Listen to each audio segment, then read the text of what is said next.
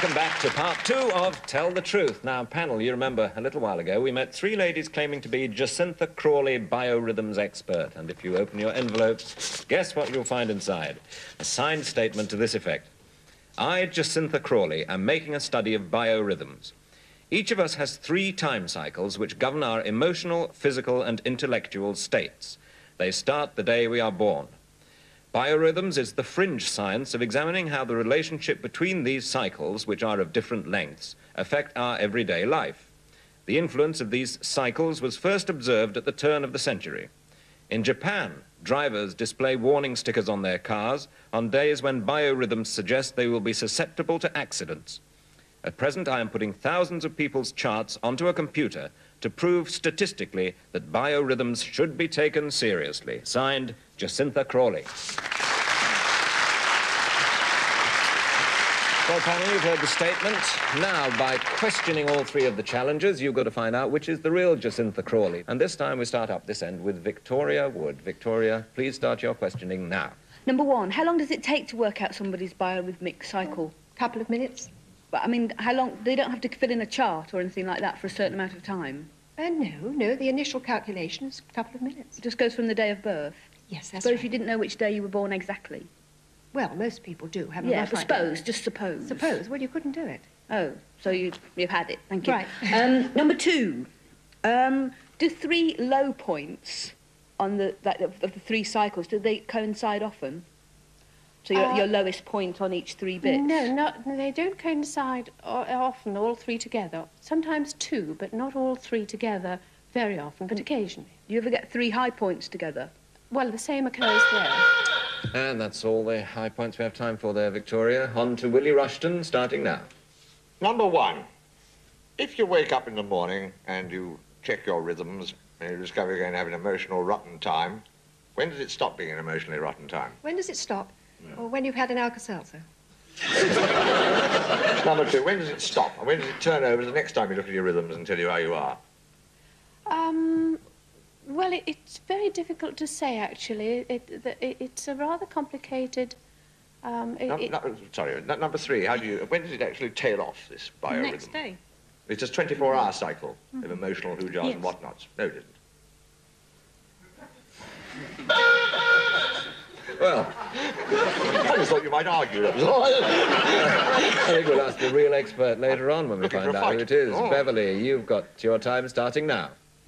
Number 2, can I do anything to influence my biorhythms? I mean, can I get to bed late or wake up early or do anything special? No, all you can do is, being aware of them, you can take precautions. What sort of precautions, number 3? Well, if you know you've got a bad day coming up, you can try and relax. I mean, consciously try and relax. Number 1, do you think this is something we ought to get on the National Health Service? Yes. Why not? I see. And high points in my biorhythms, all 3 together, is that a disaster or is that a good thing, number 3? I mean, if the peaks all peak at the same time, I mean, is that a good thing? Reasonably good, yes. I feel great, do I? Yes. And number 2, what happens? What happens is the hooter goes, and Peter Cook takes over, starting now. Number 2, who observed this at the turn of the century, this biorhythmic thing? There were 2 people. One was called Fleiss and the other was called Swoboda. I'm very glad to hear that Fleiss and Schwab are still working. No, I'm afraid not. Number 3, what sort of biorhythm did you have mapped out for today? Were you on an up or a down or a... Well, we've all got bad ones, but mine is the worst. You got a terrible one today? Yes. Number 1, your rhythmic mood of today was, how was it? Not bad at all, really. Not bad at all. Number 2, do you think Fleiss or Boborowski was the more important member of the 2 who discovered or observed biorhythms? Sorry, they're the... Fleiss or the people who observed it at the beginning of the century? We'll never know. We'll never know. We'll never And that's know the that. end of the question time. And it's time to vote individually, please. No conferring. And once the vote's on the card, it stays there. Meanwhile, you at home get a chance to have another look at our 3 ladies and make up your own mind whether the real Jacintha Crawley biorhythms expert is number 1, or number 2, or number 3. Let's start the voting with Victoria Wood. Well, I don't think it's number 3 because she doesn't look like her Jacintha to me. And I think, you see what I've got? I can't discount 2 so much as choose 1 because 1 to me looks like she has her biorhythms all planned and sorted, and she looks very much in control and quite relaxed. And the other two look a bit fighting for it. So I'm going to say number 1 again. Number 1, who would only appear on the show on a good biorhythm day, you feel, yes? Yes. Willie, what are your thoughts? I don't know, 2 of the people look quite mystic. The sort of people who might pursue this sort of thing, but I don't think it's a very mystic thing. It's a rather practical thing. And I think number 3 has a sort of comfortable look of a person who might well do this. But I have no idea. I'm not even very certain still what a biorhythm is. And if I'd been asked my probing and interesting questions, I would probably have worked it out. Anyway, I think it was Fleisch or curmudgeon. And you go for number 3. How about Beverly?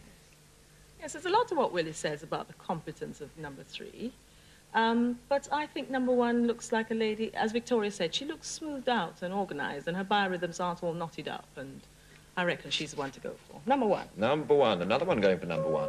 Peter, who do you go for? No, I think number 1 is altogether too cheerful about the whole thing. I think if you study biorhythms, you're going to take it all rather seriously, and she looks too cheerful about it.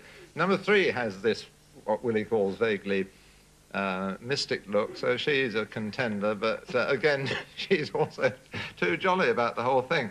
And I think the seriousness with which number 2 approaches this very serious subject is a dead giveaway, and I nominate number 2 along with Fleiss. Your vote for number 2? Yes. Because of her seriousness. Well, I've been more sure of anything in my life. That's 2 for 1, 1 for 2, 1 for 3. Somebody's got to be right. Let's find out who. It's the moment of truth. So will the real Jacintha Crawley biorhythms expert please stand up?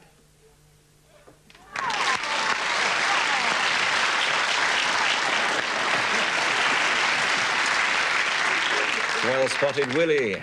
And the imposters there. The imposter's there doing very well indeed. Imposter number 2, you got 1 vote. Will you tell us who you really are and what you do? My name's Vera Selby, and I train teachers. And imposter number 1, extremely impressive with 2 votes there. Who are you? Well, I'm Eugenie Maxwell. I'm a director of a company that prints and manufactures bags for tea and coffee.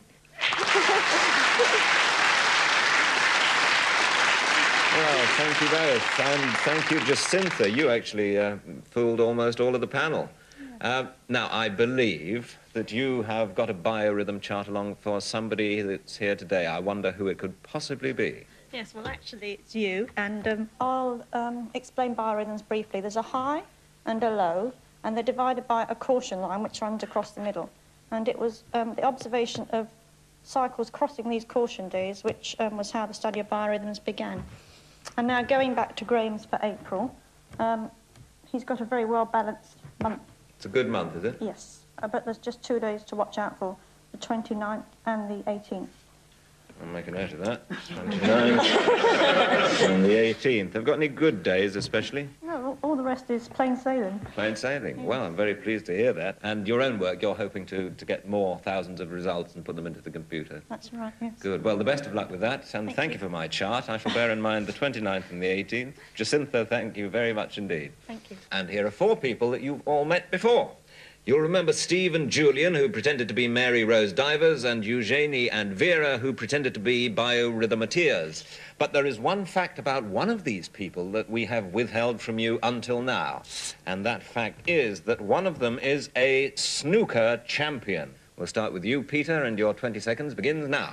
What's the maximum number of points you can score? 147.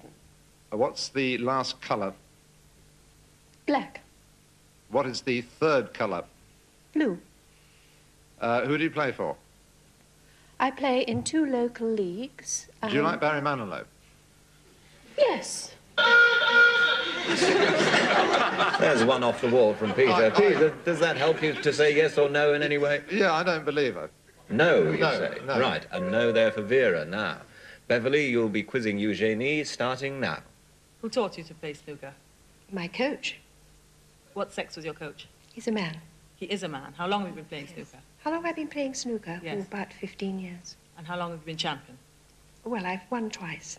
And what's your favourite shot? Favourite shot? I don't think I've got one, really. No, I haven't got one. No favourite shot. What's your best shot? Beverly, yes or no? No. No? Right. A no there for Beverly. Willie, your time starts now. What is the name of an extremely boring commentator on Pot Black? Mr. Lowe? That's the one. I couldn't remember it for the life of me. My word, how he goes on, doesn't he? Did you get that sweater at Marks and Spencer's, or was that a joke? Rather a poor joke. How much was it? About 3 and 6 at a...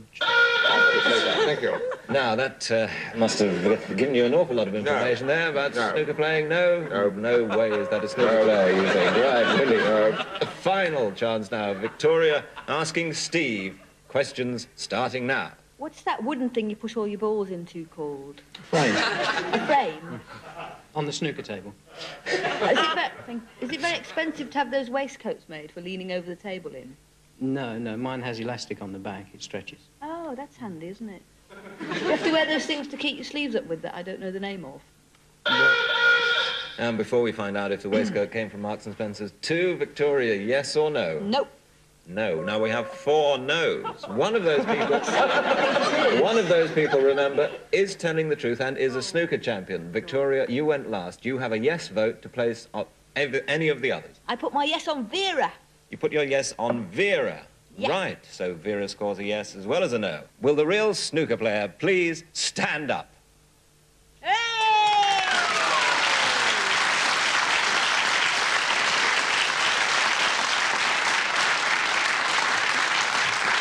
the very last minute, Victoria saves the day with her final vote and spots that Vera is indeed a snooker champion. What is your title?